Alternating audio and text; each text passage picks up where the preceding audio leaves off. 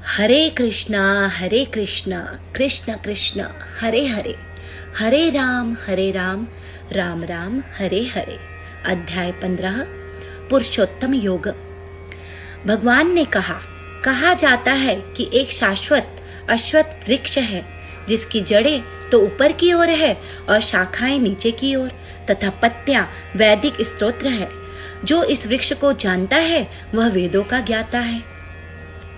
इस वृक्ष की शाखाएं ऊपर तथा नीचे फैली हुई है और प्रकृति के 3 गुणों द्वारा पोषित होती है।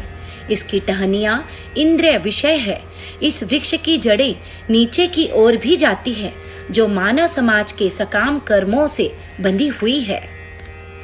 इस वृक्ष के वास्तविक स्वरूप का अनुभव इस जगत में नहीं किया जा सकता।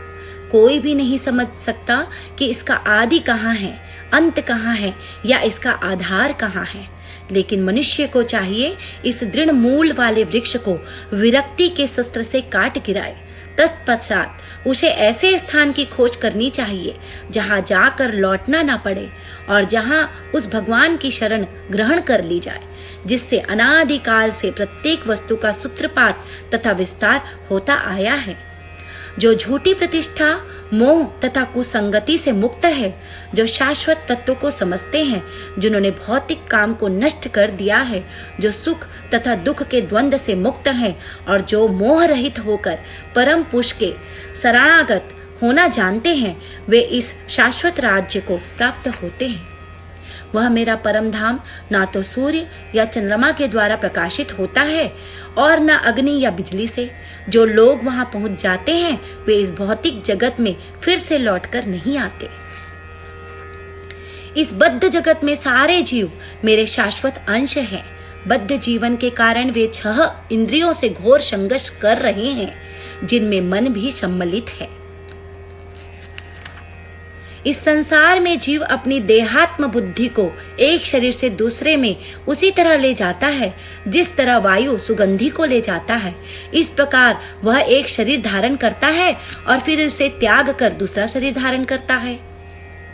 इस प्रकार दूसरा स्थूल शरीर धारण करके जीव विशेष प्रकार का कान, आंख, जीव, नाक तथा स्पर्श इंद्रियां यानी त्वचा प्राप्त करता है जो मन के चारों ओर संपुंजित है।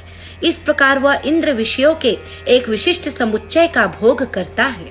मूर्ख ना तो समझ पाते हैं कि जीव किस प्रकार अपना शरीर त्याग कर सकता है, ना ही वे समझ पाते हैं कि प्रकृति के गुणों के अधीन वह किस तरह के शरीर का भोग करता है। लेकिन उसकी आंखें ज्ञान में प्रशिक्षित होती है, वह यह सब देख सकता है। आत्म साक्षात्कार को प्राप्त प्रयत्नशील योगी जन यह सब स्पष्ट रूप से देख सकते हैं, लेकिन जिनके मन विकसित नहीं हैं और जो आत्म साक्षात्कार को प्राप्त नहीं हैं, वे प्रयत्न करके भी यह नहीं देख पाते हैं कि क्या हो रहा है। सूर्य का तेज जो सारे विश्व के अंधकार को दूर करता है मुझसे ही निकलता है। चंद्रमा तथा अग्नि के तेज भी मुझसे उत्पन्न होते हैं। मैं प्रत्येक लोक में प्रवेश करता हूँ और मेरी शक्ति से सारे लोग अपनी कक्षा में स्थित रहते हैं।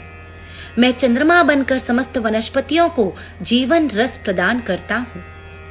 मैं समस्त जीवों के शरीरों में पाचन अग्नि वैशानर हूँ तथा मैं श्वास प्रश्वास यानी प्राण वायु में रहकर 4 प्रकार के अन्नों को पचाता हूँ। मैं प्रत्येक जीव के हृदय में आसीन हूँ और मुझसे ही स्मृति ज्ञान विस्मृति होती है। मैं ही वेदों के द्वारा जानने योग्य हूँ। निसंदेह मैं वेदांत का संकलन करता तथा समस्त वेदों को जानने वाला हूँ। जीव 2 प्रकार के होते हैं, च्युत तथा अच्युत। भौतिक जगत में प्रत्येक जीव च्युत यानी अक्षर होता है और आध्यात्मिक जगत में प्रत्येक जीव अच्युत यानी अक्षर कहलाता है। इन दोनों के अतिरिक्त एक परम पुरुष परमात्मा है जो साक्षात अविनाशी भगवान है और जो तीनों लोकों में प्रवेश करके उनका पालन कर रहा है। चूंकि मैं अक्षर तथा शर दोनों के परे हूँ और चूंकि मैं सर्वश्रेष्ठ हूँ, अतएव मैं इस जगत में तथा वेदों में परम पुरुष के परम रूप में विख्यात हूँ। जो कोई भी मुझे संशय रहित होकर पुरुषोत्तम भगवान के रूप में जानता है, वह सब कुछ जानने वाला है। अतएव हे भरतपुत्र, वह व्यक्ति मेरे पूर्ण भक्ति में रत होता है। हे अनघ, एक वैदिक शास्त्रों का सर्वाधिक गुप्त अंश है जिसे मैंने अब प्रकट किया है। जो कोई इसे समझता है वह बुद्धिमान हो जाएगा और उसके प्रयास पूर्ण होंगे। हरे कृष्णा कृष्ण कृष्ण हरे हरे, हरे राम राम राम हरे हरे।